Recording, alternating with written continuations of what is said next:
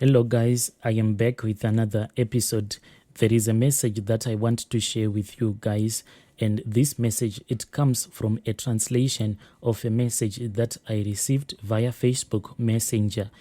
The translation reads like this.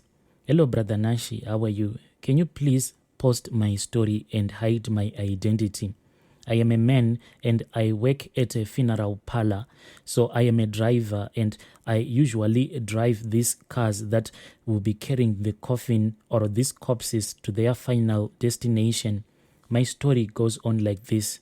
For the past 2 months, Brother Nashi, the company that I am working for, they have been forcing me to take these tablets. The reason why the company that I am working for has been forcing me to take these tablets so that, according to them, I can remain normal. There was an incident that happened to me. It happened to me about 3 months ago, and I am looking for any kind of a spiritual intervention so that I can be free again. I was on duty on that day and I was assigned to drive this other corpse to the village where she was being laid to rest on the following day.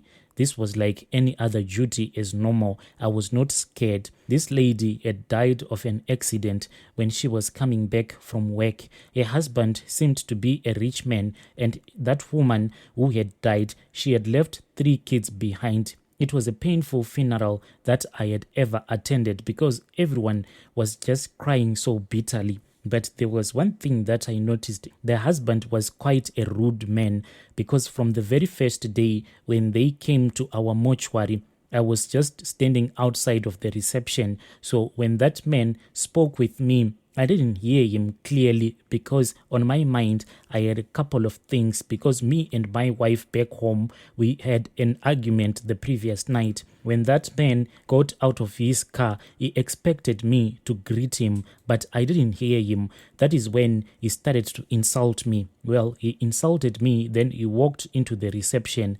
After, when he had left, that is when I heard also that he had insulted the receptionist. Even the time when we went to the hospital so that we can collect that man's wife's body, he was always following us behind as if we were doing something wrong. Even the other women that I work with, when it was time for them to prepare that man's wife's corpse, when they told that man to wait outside so that at least they can wash her body, that man refused to leave the area where we wash all of these dead bodies until they had finished preparing her. That man was always close to his wife's dead body. After the body viewing, me and my co-worker, we were now proceeding to the village. So what we did first, before we had loaded the coffin inside this other carrier that we used to carry all of these coffins, me and my workmate, we made sure that we had properly secured the coffin and we had made sure that we had screwed it. When I was making the final checks on that cascade, that is when I heard something like a faint knock that was coming from inside the coffin. And this thing, it really shocked me, Brother Nashi.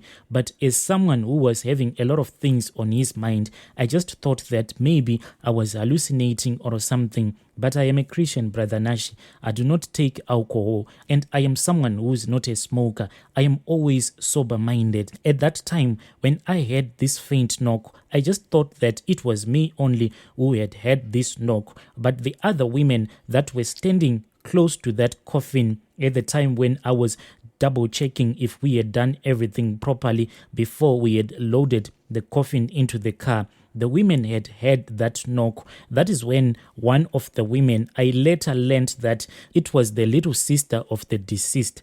We then decided that we had to open up the coffin, but the husband had refused. But the woman's relatives then insisted that we needed to open the coffin so that we can check what was going on. When we opened the coffin, my body was sweating. I don't even know why I was sweating. I was just shaking uncontrollably, Brother Nashi. I had sweat all over my body. And when we finally opened that coffin, we saw a mouse. When we saw that mouse, that was inside that coffin, even though I was trained and I was used to be around dead people. But me knowingly that when we had left the mortuary, there was no mouse inside that coffin, and when we had drove from our funeral parlor to that man's house, I knew that there was no one who had opened that coffin. So this scared the hell out of me when I saw a mouse inside that coffin. The mouse was sitting on that dead woman's face. Everyone screamed. Even I screamed, Brother Nachi. I jumped and I screamed because when people screamed, this even frightened me even further. When we screamed, that is when that mouse jumped out of the coffin. Then it just ran away. People were just pointing at that mouse. Everyone was just shocked. When everyone was screaming, that mouse just jumped out of that coffin. Then we all just looked at that mouse. We didn't even know what to do. We were all pointing at that mouse as it ran towards the house, and it just went inside the house. Where it went, we don't even know. Some people were suggesting that we had to follow that mouse so that we can see where it had gone. Brother Nashi, when we were about to enter the house, that is when we saw a very big snake. We don't even know where that snake went to, but the snake, it was just coming from underneath this other couch. And when it saw that there were people who were standing at the windows looking inside the house and some people were already at the door, that snake just disappeared. Where that snake went to, brother, I don't even understand, because other men, what they did is that they took some long sticks, then they started to push those couches so that we can see if there was any snake underneath those couches. Finally, some of the brave men went inside that house and started pushing those couches, but there was no snake or mouse to be found inside that house. A couple of minutes later, we heard another scream. This time around, there were other women that were standing close to that place where the coffin was. When we went to that place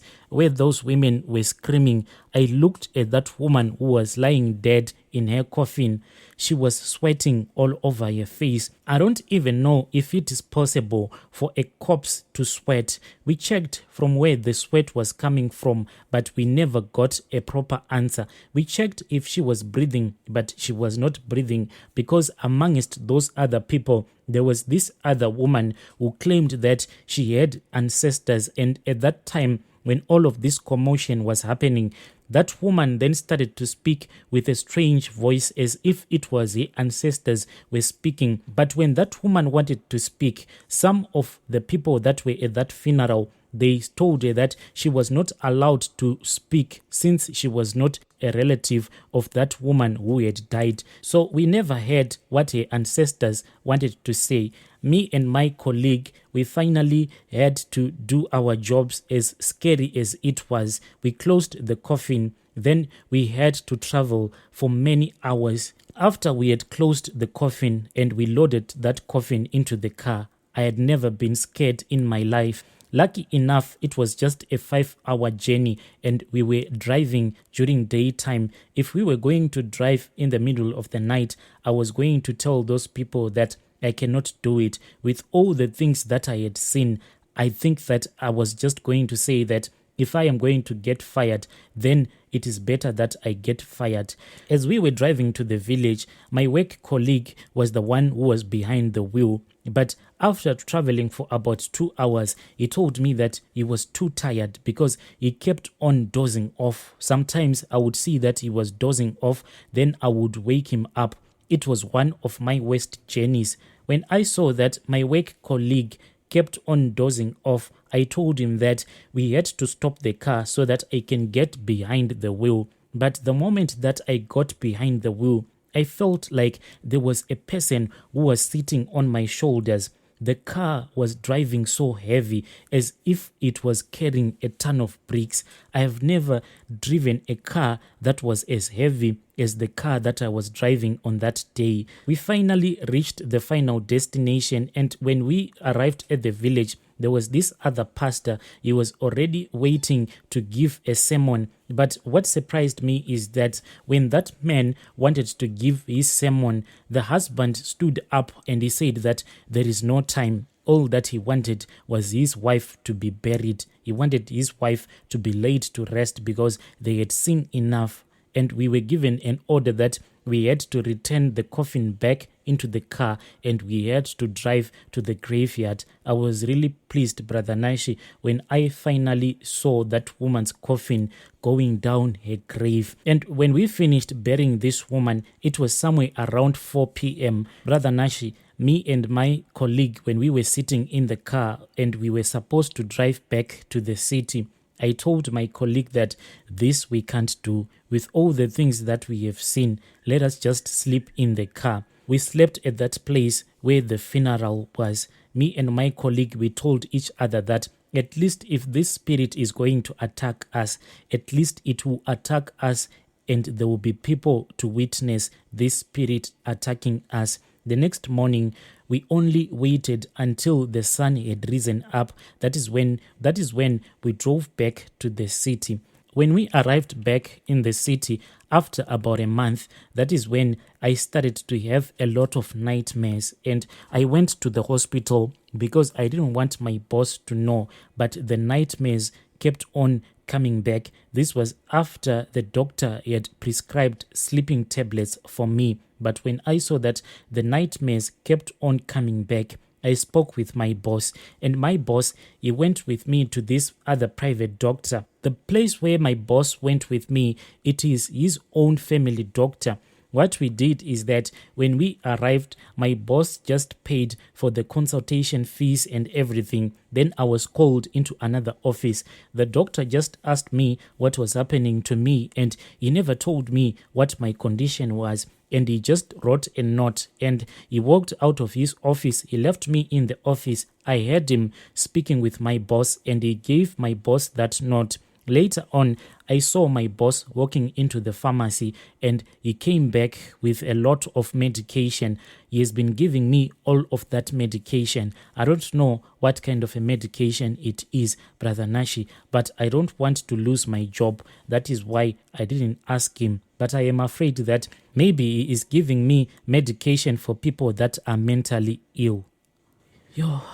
Dear listeners, right there was a message that I received on Facebook. Then I had to ask one of our admins to give us a translation. If you have a story that you want to share with us, please do not hesitate to contact any of our admins and please let us share your story with the rest of the world. I'll be back with another episode.